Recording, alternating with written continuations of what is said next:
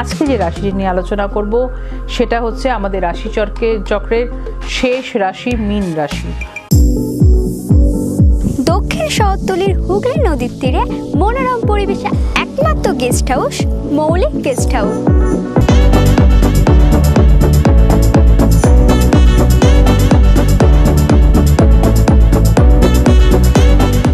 প্রথমেই বলে দিই যে রাশির সাপেক্ষ করে প্ল্যানেটের পজিশনে একটু বলে দিই। প্রথমে বলে দিই রাশিতেই কিন্তু মানে ফার্স্ট হাউসে অবস্থান করছে রাহু এবং থার্ড হাউসে রয়েছে বৃহস্পতি, ফিফথ হাউসে রয়েছে মঙ্গল, সেভেন্থ হাউসে থাকছে হচ্ছে কেতু, নাইন্থ হাউসে থাকছে হচ্ছে রবি, তার সাথে থাকছে হচ্ছে বুধ, 11th হাউসে থাকছে হচ্ছে শুক্র, আর 12th হাউসে থাকছে হচ্ছে শনি মহারাজ। আর যে দুটি প্ল্যানেটের ট্রানজিট রয়েছে প্রথমেই বলবো 15ই ডিসেম্বর রয়েছে রবির ট্রানজিট, তেমনিও আবার 28শে ডিসেম্বর রয়েছে কিন্তু শুক্রের ট্রানজিট। কাজে এদের সাপেক্ষে কি ফল হতে পারে মীন রাশির জাতক জাতিকাদের, অবশ্যই আপনার ব্যক্তিগত চার্টেরও একটি বিচার প্রয়োজন। দশা অন্তর্দশা এগুলো তো দেখতে হয়। কাজে এটি একটি মাসিক রাশিফল। কাজে প্রথমেই যেটা আসবো সেটা হচ্ছে শরীর স্বাস্থ্য, যেটা ভালো থাকলে বোধহয় আমরা সর্বদিক দিয়ে সব কাজই করে উঠতে পারবো। কাজে রাশিতেই কিন্তু বর্তমানে অবস্থান করছে রাহু, এবং রাহু এখানে এখন না বেশ অনেক মাস রয়েছে, আরও কিছু মাস থাকবে, এবং রাশির অধিপতি হচ্ছে দেবগুরু বৃহস্পতি। কাজেই দেবগুরু বৃহস্পতি থার্ড হাউসে অবস্থান করছে, শুক্রের হাউসে, শত্রুর হাউস, সেখানে তো একটা ট্রাভেল ব্যাপার তো একটা থাকবেই। কাজে বড় কোনো তেমন সমস্যা না থাকলেও কিছু কিছু ছোট জিনিসের প্রতি কিন্তু আপনাকে বিশেষভাবে নজর দিতে হবে। যেমন বলবো যে শরীরে কিন্তু একটা দুর্বল ব্যাপার, ইমিউনিটি পাওয়ার কিন্তু বেশ কম থাকবে, তেমনি আপনার পেটের গণ্ডগোলের সমস্যায় কিন্তু বেশ ভুগবেন। কাজে খাওয়ার দাওয়ার দিকে যথেষ্ট পরিমাণে সচেতন হতে হবে ডিসেম্বর মাস ভোর। এবং শুধু তাই না, বাইরের খাবারটাকে যতটা পারবেন আপনি এড়িয়ে চলুন। কাজেই কোনো জল জাতীয় কোনো জিনিসের থেকেও আপনার কিন্তু ইনফেকশন হতে পারে। কাজেই গ্যাস অম্বলে যারা ভুগছেন, যাদের গ্যাস্ট্রিকের প্রবলেম আছে, কাজেই এই গ্যাস অম্বল গ্যাস যদি ফর্ম করে সেক্ষেত্রে প্রেশার টেশারও কিন্তু বেড়ে যায়। কাজে এই ব্যাপারে কিন্তু বলবো বিশেষভাবে পেটের সমস্যা দিয়ে কিন্তু আপনাকে নজর দিতে হবে, টাইম মতন খেতে হবে, এবং যতটা পারবেন বাইরের খাবার একটু অ্যাভয়েড করে চলুন। ওভারঅল কিন্তু মেজর তেমন কোনো সমস্যা থাকছে না। কাজে এই জায়গাটুকু একটু লক্ষ্য রাখুন। নেক্সট যেটা আসবো সেটা হচ্ছে কর্মজীবন কেমন থাকছে মীন রাশির। কর্মজীবন কিন্তু আমরা বিচার করে থাকি 10th হাউস থেকে, আর সেই 10th হাউসে অধিপতিকে দেবগুরু বৃহস্পতি, সে বসে আছে থার্ড হাউসে। আর থার্ড হাউসে বসে আছে এবং বেশ অনেক মাস ধরেই রয়েছে, আরও কিছু মাস সেখানেই অবস্থান করবে। এবং সেক্ষেত্রে আমি একটু বলবো যে কর্মে না প্রেশার আপনার প্রচণ্ড পরিমাণে বাড়বে, কর্মের জায়গা আপনার কিন্তু ভালো থাকবে, কিন্তু প্রেশার প্রচণ্ড পরিমাণে কর্মজগতে থাকবে। দায়িত্ব যেটা ছিল তার থেকে দ্বিগুণ দায়িত্ব আপনি পাবেন। কাজেই এই ব্যাপারগুলো, সেই দায়িত্বগুলো কিন্তু আপনি খুব ভালোভাবে সুসম্পন্ন করবেন।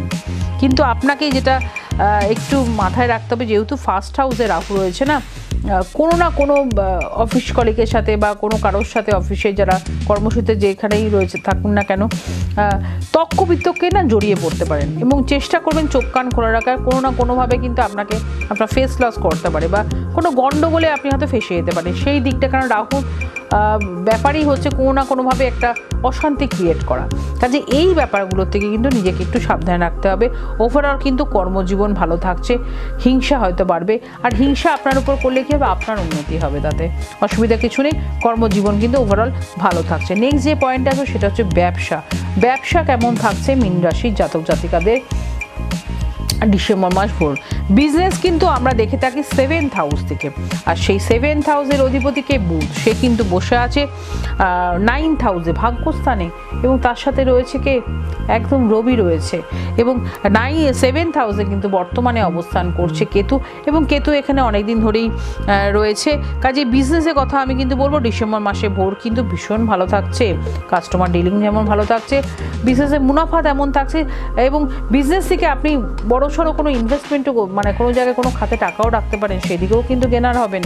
এবং যারা মনে করছেন নতুন বিজনেস শুরু করতে চাইছেন, বা বাইরে কোনো জায়গায় গিয়ে আপনি বিজনেস করতে চাইছেন, কাজেই আমদানি রপ্তানি যারা যেসব বাইরে কোনো কান্ট্রির সাথে যারা বিজনেস করেন তাদের বিজনেসও কিন্তু ভীষণ ভালো থাকছে, এবং যারা মনে করছেন নতুন বিজনেস শুরু করবেন তাদের জন্য কিন্তু বলবো এক কথায় মীন রাশির জাতক জাতিকাদের কিন্তু ডিসেম্বর মাস ভোর কিন্তু ব্যবসা তুঙ্গে থাকবে। কাজে সময়কে কিন্তু কাজে লাগাতে হবে। কাজে সর্বশ্রেষ্ঠ মাস বলতে পারেন, সর্বশ্রেষ্ঠ মাস হিসাবে চিহ্নিত থাকবে ডিসেম্বর মাস মীন রাশির জাতক জাতিকাদের। এবার আসবো ভাগ্যস্থান মীন রাশির জাতক জাতিকাদের। আর ভাগ্যস্থান কিন্তু আমরা বিচার করে থাকি 9th হাউস থেকে, আর সেই 9th হাউসের অধিপতিকে 9th হাউসের অধিপতি মঙ্গল, সে বসে আছে 5th হাউসে নিচস্থ অবস্থায়। কিন্তু 9th হাউসে অবস্থান করছে আবার রবি আর বুধ। ভালো শুধু না, ভীষণ ভালো ভাগ্য থাকছে এবং ভাগ্যে সহায়তা পাচ্ছে কিন্তু মীন রাশির জাতক জাতিকাদের। যারা মনে করছেন এ মাসে কোনো ইনভেস্টমেন্ট করবেন ভালো খাতে করতে পারেন, যারা শেয়ার মার্কেটে মনে করছেন টাকা লগ্নি করবেন তারা করতে পারেন, এবং যারা জমি বাড়ি অন্যান্য কিছু জিনিস ক্রয় করতে চাইছেন তাদের জন্য কিন্তু বলবো ভীষণ ভালো মাস হচ্ছে। কাজেই ভাগ্যের কিন্তু সাপোর্ট থাকছে মীন রাশির জাতক জাতিকাদের উপর। কাজেই পুরো দমে সাথ থাকছে, যেটা যাদের মনস্কামনা যেটা রয়েছে এখনো পর্যন্ত পূর্ণ হয়নি বা করবেন ভাবছেন করে উঠতে পারছে না, তাদের বলবো ঠিক সময় দাঁড়িয়ে ঠিক সময় এসে গেছে, সেগুলোকে এবার সেরে নিন। ভাগ্য কিন্তু পুরো দমে আপনার হাতের মুঠোয় থাকছে। নেক্সট যে পয়েন্টে আসবো সেটা হচ্ছে দাম্পত্য জীবন। দাম্পত্য জীবন কেমন থাকছে মীন রাশির জাতক জাতিকাদের। আর দাম্পত্য জীবন কিন্তু আমরা বিচার করে থাকি 7th হাউস থেকে, আর সেই 7th হাউসের অধিপতি কে রয়েছে? 7th হাউসের অধিপতি রয়েছে বুধ, আর সেই অবস্থান করছে এখন বর্তমানে কিন্তু 9th হাউসে। ভালো, ভীষণই ভালো, এবং রবির সাথে অবস্থান করছে, এবং 7th হাউসে কিন্তু অবস্থান করছে কেতু, এবং সেটা আজকে নতুন না, বেশ অনেক মাস ধরে, এবং আরও কিছু মাসও সেখানেই অবস্থান করবে। আর কেতুর টেন্ডেন্সি হচ্ছে ডিটাচমেন্ট করা এবং অসন্তুষ্টি একটা ব্যাপার। কাজেই আপনার যে পার্টনার থাকবে না, সে যত যাই করুক আপনি কিন্তু স্যাটিসফাই হবেন না ব্যাপারগুলোতে। কাজে এই ব্যাপারগুলো কিন্তু বেশ থাকবে। বড় কোনো কিন্তু তেমন সমস্যা বা রিলেশন ভেঙে যাওয়া এরকম কোনো ব্যাপার কিন্তু তেমন একটা থাকছে না, ছোটোখাটো প্রবলেম থাকছে। এগুলোকে আমি বলবো আপনার নিজেদের মধ্যেই অ্যাডজাস্টমেন্ট করে নিন, বা এই অসন্তুষ্টি ব্যাপারগুলোকে আপনাকে নিজেকে বুঝতে হবে, যাতে আপনার অসন্তুষ্টি ব্যাপার আপনার যে লাইফ পার্টনার থাকবে তার যেন আবার মনকে ক্ষুণ্ণ না করে। কাজে এই দিকে ভালোভাবে নজর রাখতে হবে। নেক্সট যে পয়েন্টটা আসবো সেটা হচ্ছে প্রেম কেমন থাকছে মীন রাশি জাতক জাতিকাদের। প্রেমের বিচার কিন্তু আমরা করে থাকি 5th হাউস থেকে, সেই 5th হাউসের অধিপতি চন্দ্র, আর সেখানে এখন বর্তমানে নিচস্থ অবস্থায় কিন্তু মঙ্গল অবস্থান করছে, এবং শুক্র রয়েছে। শুক্রের পজিশন কিন্তু ভালো, এবং মঙ্গল কিন্তু নিজস্ব অবস্থায় যেহেতু রয়েছে, আপনারও আপনার প্রেমিক প্রেমিকার মধ্যে কিন্তু একটা সন্দেহের জায়গা তৈরি হবে। কাজে সন্দেহ মানুষকে কিন্তু অনেকটা দূর ডিস্টেন্স বাড়িয়ে দেয়। কাজে আমার মনে হয় সন্দেহের জায়গা তৈরি হওয়ার আগে যার মনে যেটা আসবে সেটা দুজনে খোলাখুলি নিজেদের মধ্যে কিন্তু ব্যাপারগুলোকে শেয়ার করুন। তাতে কিন্তু মনে হয় যে দূরত্বটা হবে সেই দূরত্বটা কিন্তু আর হবে না, সেটা বরঞ্চ আরও গভীর হবে, ভালো জায়গায় আসবে। ওভারঅল কিন্তু অন্যান্য তেমন কোনো প্রবলেম থাকছে না। কাজে এগুলোকে একটু ভালোভাবে নজর দিন। প্রেমের জায়গা কিন্তু ভালোই থাকছে। এবার আসবো শিক্ষার্থীদের কেমন থাকছে মীন রাশি যারা জাতক জাতিকা রয়েছেন। 5th হাউস থেকে আমরা বিচার করে থাকি শিক্ষা দিকটা। সেই 5th হাউসের অধিপতি হচ্ছে চন্দ্র, এবং সেখানে এখন বর্তমানে কিন্তু অবস্থান করছে হচ্ছে মঙ্গল, এবং রবি বুধের পজিশনও বেশ ভালো রয়েছে, অন্যান্য প্ল্যানেটের পজিশনও কিন্তু ভালো রয়েছে। কাজে শিক্ষার জায়গাটা বলবো কিন্তু ভীষণই ভালো থাকছে, কিন্তু মন মাঝে মধ্যে কিন্তু ভীষণ কনফিউজড একটা ব্যাপার থাকবে, কোনো কিছুতে একটা অসন্তুষ্টি ব্যাপার, কনফিউজড, কখনো মন পড়ছো কখনো মনটা চঞ্চল হয়ে গেল, বা যেটা তুমি করলে সেটা নিয়ে কনফিউশন থাকলো যে এটা ঠিক করলাম কি ঠিক করলাম না, বা যেটা লিখে এসছো পরীক্ষার হলে ঠিক লিখেছো অথচ তুমি ভীষণ সেটা নিয়ে চিন্তিত হয়ে গেছো যে এটা ঠিক করলো, কনফিউশন বোধ কিন্তু প্রচুর থাকবে। এবং আমি বলবো আরেকটা জিনিস মীন রাশির জাতক জাতিকাদের মধ্যে বিশেষ করে দেখা যায়, সেটা হচ্ছে যতটা না করে তার থেকে বেশি চিন্তা করে ফেলে তারা। এই ব্যাপারগুলোকে একটু নিজের কন্ট্রোলে কিন্তু আনতে হবে, যেহেতু মঙ্গল একদমই ডাউন। সেক্ষেত্রে বলবো যে এই যে কনফিউশন বোধ, এই বোধগুলো কিন্তু খুব কাজ করবে।